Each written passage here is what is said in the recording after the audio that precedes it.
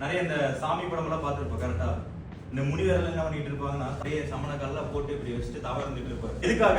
சாகாவரம் வேணும், எனக்கு இந்த சக்தி வேணும், அந்த சக்தி வேணும்னு சொல்லி அந்த ட்ரீமுக்காக அது ஒரு ட்ரீம் கரெக்டா. அந்த ட்ரீமுக்காக அப்படியே ஒரு இடத்துல இருந்து அந்த ஒரு மந்திரத்தை உச்சரிச்சுட்டே இருப்பாரு. பசுர்கள் எல்லாம் என்ன பண்ணுவாங்க, அந்த தவத்தை கலைக்கணும் அப்படிங்கறதுக்காக என்ன பண்ணுவாங்க,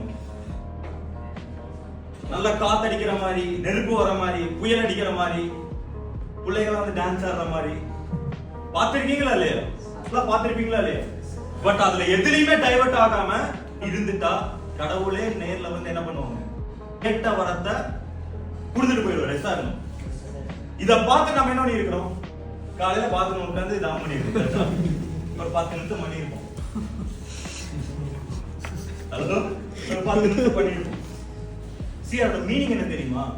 எந்த ஒரு டைவர்ஷனும் இல்லாம தெளிவா ஒருத்தன் ஒரு ட்ரீமை ஃபோக்கஸ் பண்ணி அதிலேயே பயணிச்சா அப்படின்னா அவனுக்கு அந்த ட்ரீம் கிடைக்கும்ங்கிறதுக்கு உண்டான ஒரு மீனிங்ஃபுல்லான ஒரு சீன்ஸ்.